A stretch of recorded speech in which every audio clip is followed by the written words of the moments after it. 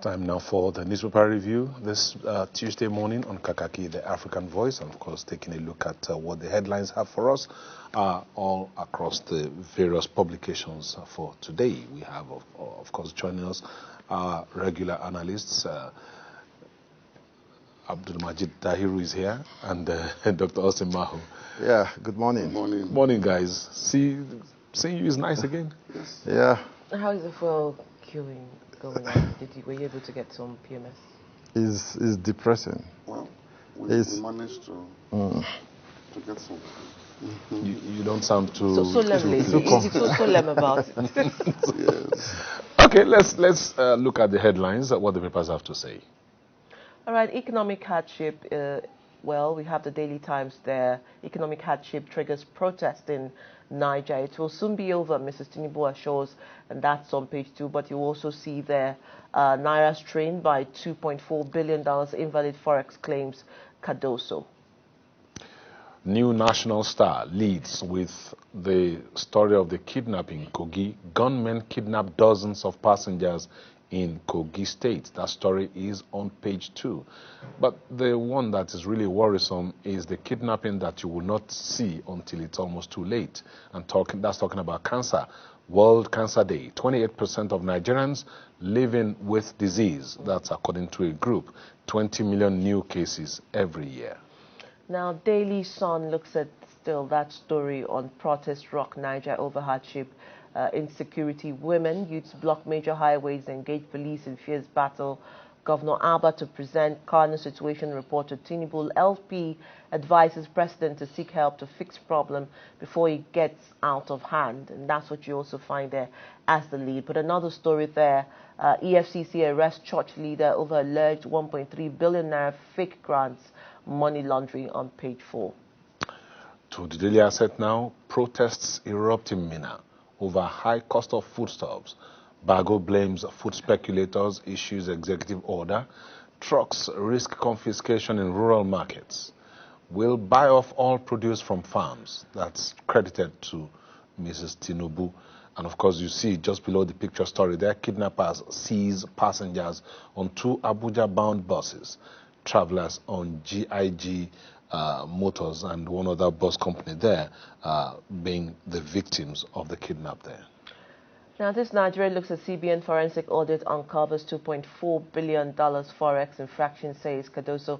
Other papers did say that earlier. Apex Bank under new leadership inherited $7 billion forex debt. But Minna residents protest high living costs, block roads, and that's on page 9. To the Daily Trust now, protest rocks Niger over cost of living. Jigawa, Taraba residents want food prices controlled. Students demand action, say inflation threat to education. Kano governor to meet president over hardship and seek help to address situation, Labour Party tells Tinubu. While the First Lady is credited with the statement saying hard times over soon. All of that on page 4 of the paper. People's Daily, I will report hardship of Nigerians to Tinubu for intervention. Kano governors protest hits Minna over high cost of living. You also want to look at that story there. Navy extracts 9 stowaways from Spain-bound ship, and that's coming to you on page 2 with Boko Haram kills 2, kidnap 3 in Yobe. Now let's go to the leadership newspaper. In West Africa, food cheapest in Nigeria despite complaints. That's credited to the governors. That's coming 3 days after Kano protesters in Niger say we are hungry and dying. Seek help, Labour Party tells Tinubu. You can find the pictures there also showing the protesters on the road in Minna, the capital of Niger State, yesterday. And just above that headline, you will see 15.9 million students spend 159 billion naira on mobile data monthly. That's huge. Well, First News is first reporting there how we uncovered $2.4 billion fraud in forex claims and coming from CBN governor, but hard times to know over from the First Lady. And we see federal government finally bans alcoholic beverages in small sachets. And that's below that picture story. You also find King Charles III diagnosed with cancer, Buckingham Palace. That news has also been in our major news since yesterday. Let's go to the Nigerian pilot now. Fubara's loyalists remain in custody. The paper is running this story for the second day, following up on the story from yesterday. Fubara's loyalists remain in custody as court dismisses bail request, orders them to remain in prison custody.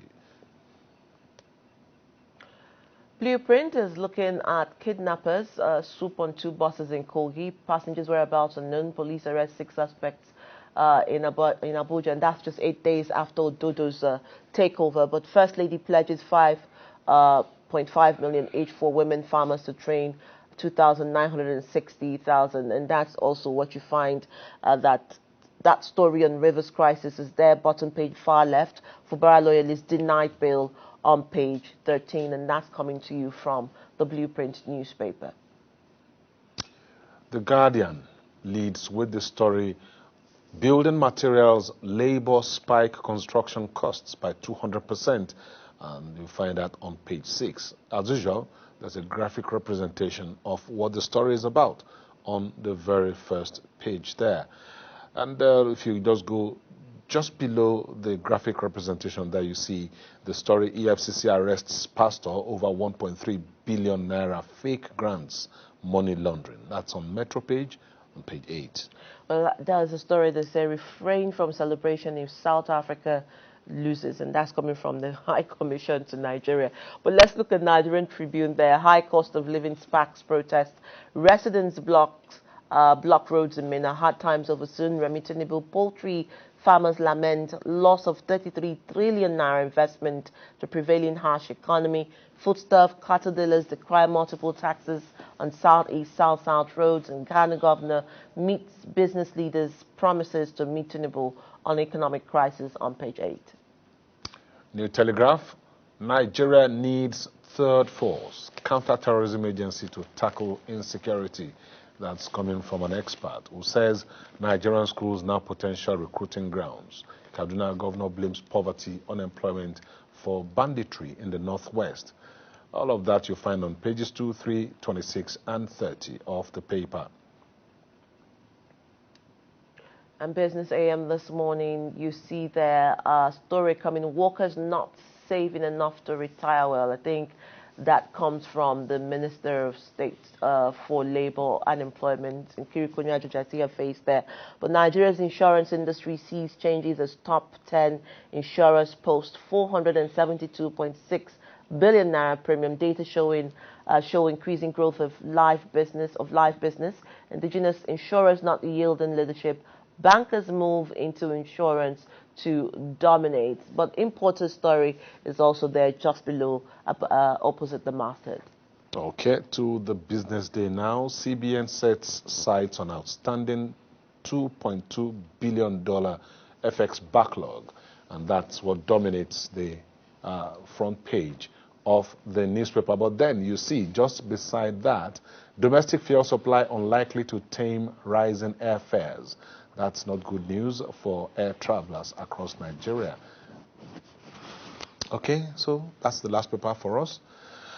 Where do we start from? Alhaji Majid, where do you want to start from? The protest in Minna, of course, talking about the food prices as the women and youth block the highways.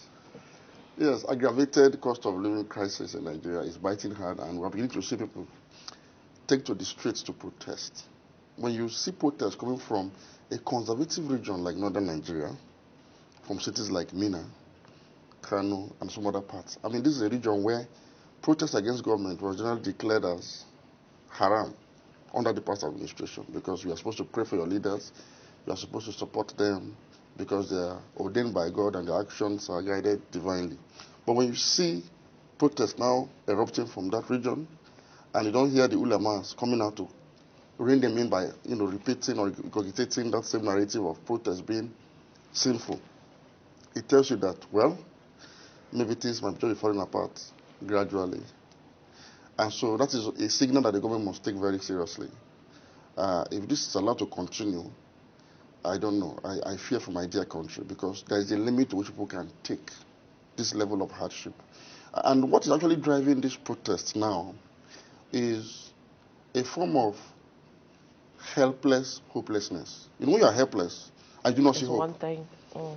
There's no hope at all, because The government seems to be clueless, do not seem to have any answers at all. They are like, you've taken us into a hole and you are still digging. You are digging deeper. So there is no light at the end of the tunnel that anybody can see or even imagine at this point. And when a man loses hope, he's ready to lose every other thing. And so I do not know why our leaders do not seem to be aware of what is happening around us and around them. And they are not even making any effort. I say this with all a sense of responsibility. They are still progressing in error. What has caused this cost of living crisis? Even though we've never really had it rosy in Nigeria, but something has gone seriously wrong. Just two policies. Two. The removal of petrol subsidy and the floating of the exchange rate. That was all. These two policies. And this government keeps thumping its chest and claiming that it took a bold step in doing this and that we should praise them. And some people keep cheering them on, and you begin to wonder, what is wrong with our thinking, our thought processes? 7 months after inauguration of the president, where he made that infamous declaration that subsidy was gone, ill-advised, ill-thought out, we are still discussing the consequences of that single action. What does that tell you? That the solution to this problem in the immediate is a reversal of that policy. First and foremost. You have to reverse that policy first. Now they have gone to borrow money to support a naira that they floated in the exchange rate market. They floated it. And we ask them then, that is there any country in the world that floats its national currency? We also ask them then that, is there any country in the developed hemisphere, from North America to Western Europe to Southeast Asia, China, Middle East, Saudi Arabia and co., is there any part of the world where you have prosperity and national development without subsidy on energy? Name one single country. Not one. The global community spent over $2 trillion in 2023 alone to subsidize fossil fuels for homes and businesses. Because energy is to the economy what air and oxygen is to the living organism. Without it, you die. Imagine if you are not able to breathe in air freely, and you have to, use the aid of a respirator to stay alive. You know how much it's going to cost a family, and there's a point to get to. They will just turn off the machine because they cannot afford it anymore. So God knew that as human beings, as living things, you cannot exist without air and energy and oxygen. So He gave it to us for free. So government, being like the God on the earth, is supposed to know that energy security is a national priority. It's a national security priority that must be ensured at all times, at all costs, whatever cost. It is that abdication of responsibility, particularly in energy, that has created this aggravated cost of living crisis that is unprecedented in the history of Nigeria. Majid, you said something, and I'll bring that to you, Dr. Ostermaho. I mean, he said he doesn't know whether, these leaders are seeing what is happening or wonder if they feel it. One of the papers did tell us there with some leading story that governors think it is not yet the worst because other African countries, are far hit with, inflation, and Nigeria's food seems to be the cheapest. So perhaps in their mindset, we are not, it's not over until we're all done. I was going to make reference to that. Because if you look at how Daily Trust captured the story and how leadership captured the story, you see a contrast. And it goes to the heart of what Mojid has been saying, that the leadership seems to be oblivious of what is playing out. They don't seem to see. And if they see, they lack the ability to show empathy. They don't care. So that is why it is still convenient for the governor of Kwara State, who equally happens to be the chairman of Nigerian Governors Forum, after the protest, to address protesters and tell them, come on, food in Nigeria is still the cheapest in West Africa. Why are you people complaining? And the protest, remember there was a protest in Kano about 2 weeks ago, which precipitated the Kano State governor saying, well, I'm going to see Mr. President to see how we can address the issue. Then this protest now in Minna, Niger State.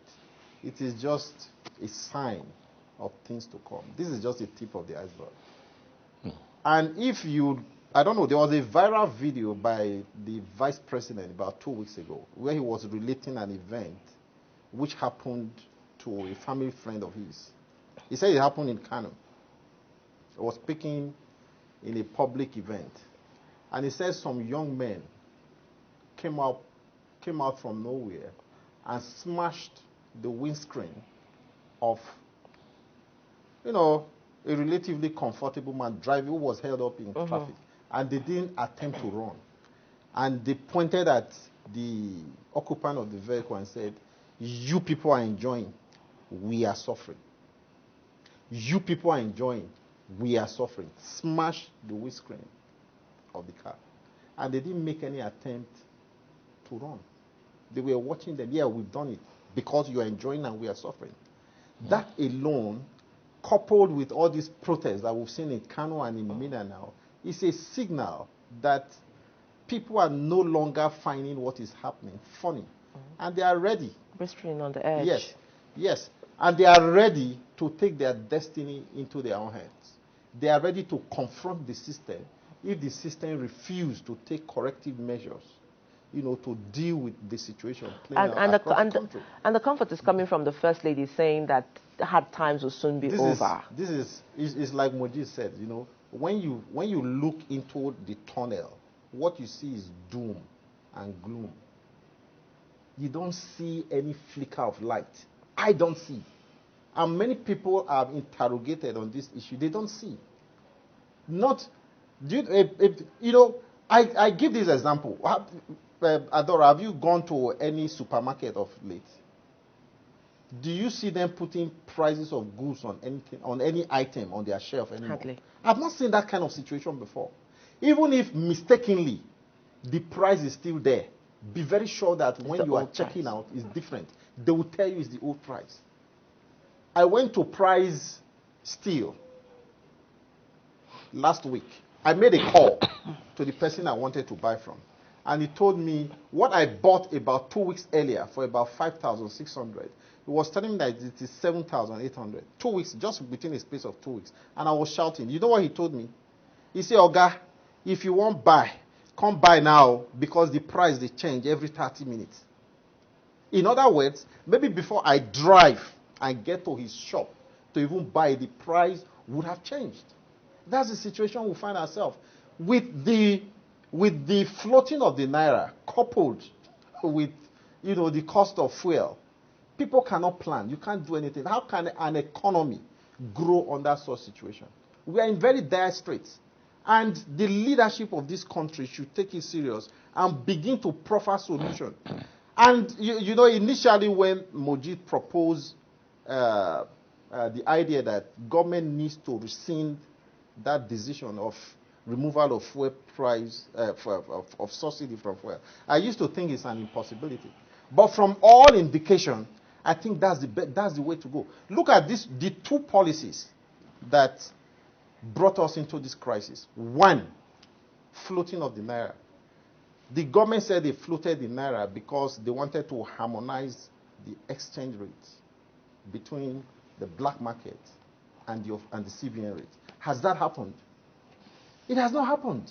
In fact, the two rates is like a yo-yo. This dancing. You never can tell. Today is one rate, tomorrow is another rate. It has never harmonized. They've not come, to a meeting point, which means the purpose for which you say you were floating the naira Benicio has been defeated.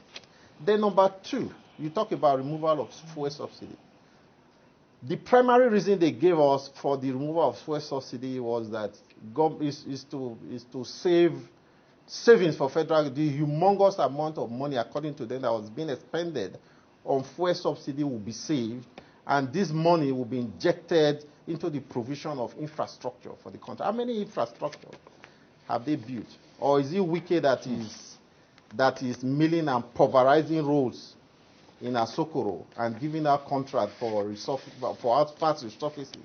Is that what we are talking about? The point is that nothing has been achieved. The savings we can't see.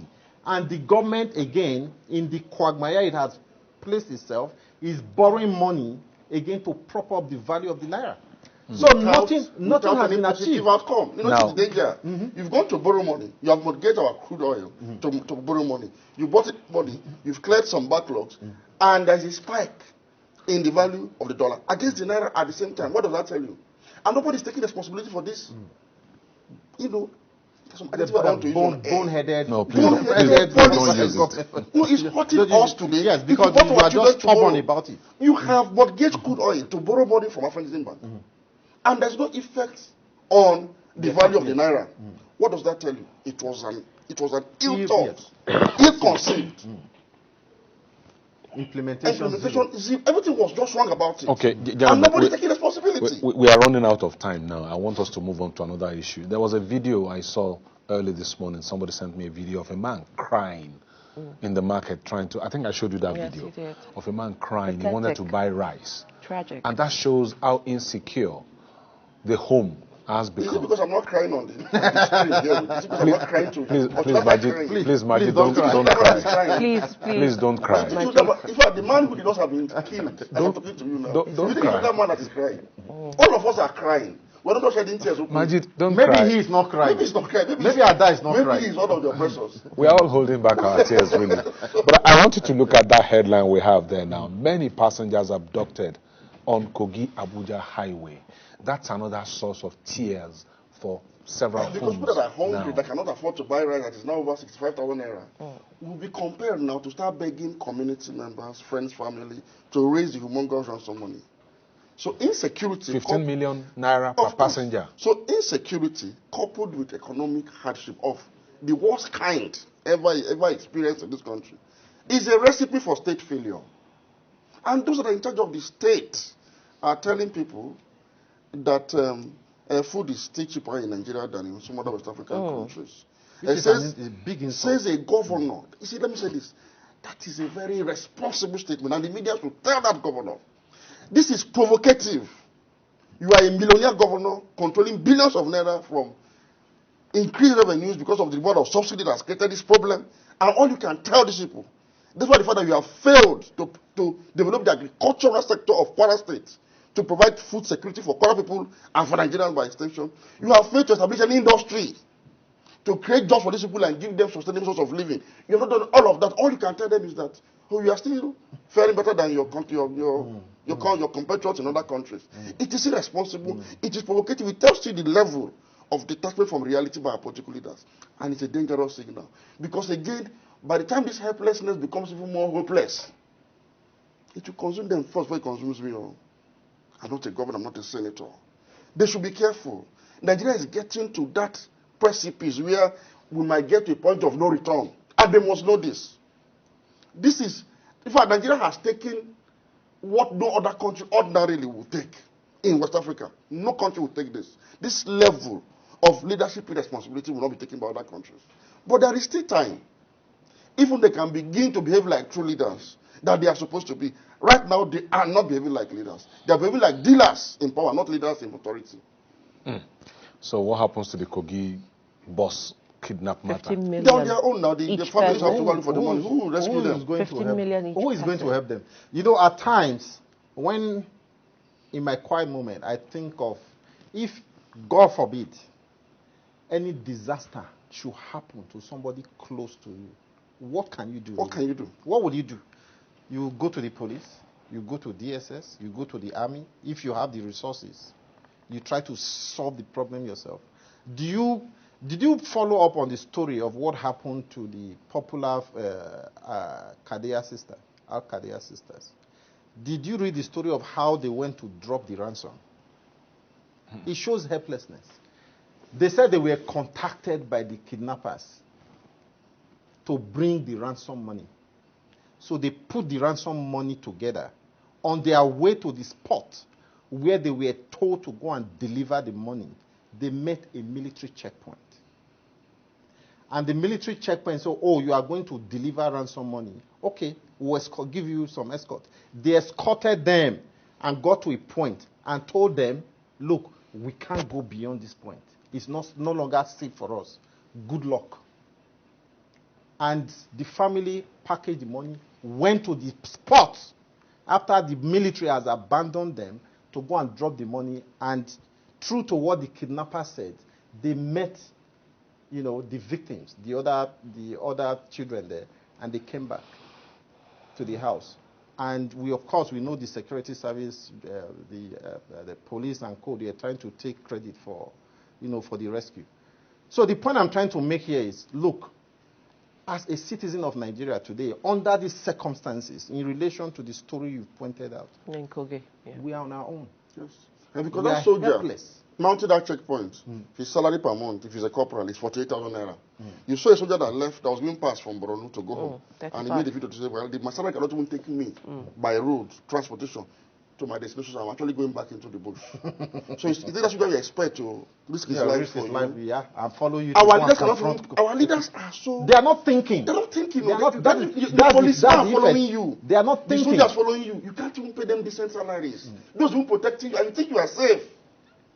If anything goes downhill, you think so, you can't even pay your own soldiers and police officers decent salary. At least for sake of regime protection, you can't even pay them well. Something is wrong with our leaders. And this crisis on the Kogi axis has become a lot more rampant. Remember, sometime a few months ago, some members of PIMA were abducted. 9 of them. My family home is Auchi. My parents are in Benin. Do you know how I feel living in Abuja? I feel trapped in Abuja because I can't travel. If I don't have the money to fly, I stay back. In the last 10 years, I can count the number of times I have dared that road. So the point is that many of us who ply that route, that axis, to get to our place of origin, I feel trapped in Abuja. I feel like a prisoner here because I don't feel free to hop into the car like I used to do during the so-called dictatorship era, Abacha era. I travel every weekend on that road with my car at any time of the day, even do midnight travel. But today I don't dare it because of the horror on that road. You know the tragedy? Nobody is talking solution. Nobody is thinking. The other day we saw the NSA telling the Minister of Interior to direct civil defense officers and other people to stop wearing camouflage. So this is what the NSA can come up with in this situation that we are faced with. This is the only thing that the NSA can think of as a solution to our security problem. When new governments are elected anywhere in the world, in any democracy, they bring immediate relief. They impose even more subsidies. They write off student loans. They write off mortgage loans. Okay. To bring support. How does that tie into that headline where CSOs are asking the EFCC to name those laundering money for terrorists? Because all of the kidnappings that are going on now, all the insecurity, the banditry, what we are reading in the newspapers and we are seeing online is that there are financiers, that the boys those who have been arrested are actually the small fry. Whether there are financiers or not, the state should go after whoever is responsible for kidnapping people that are made to pay ransom. It doesn't matter who is responsible. And I think the FCC chairman should be a bit careful in the way he actually makes such kind of statements. You cannot come openly and make a statement that suggests two things. You tie religion to corruption on one hand and terrorism on the other hand. And for those of us that have been following these issues, you can actually disaggregate which of the two major religions he was pointing to, clearly. For the issue of corruption and pyramid scheme, it's possible he was talking about a church. And for the terrorism, the sect, if you look at the word, the sect, that was laundering money for terrorists, can be linked to a Muslim group. That's why the National Council for Sharia has come to say, name that sect that is laundering money for terrorists. Mojid, he recanted. He said the statement was not referring to. So if you know you're not willing and ready to name, because it's a very serious allegation. Yeah, it is. It is. And you should be careful. You should be careful. If you're not ready to say it, now you have created a conversation around this matter that is now spinning conspiracy theories.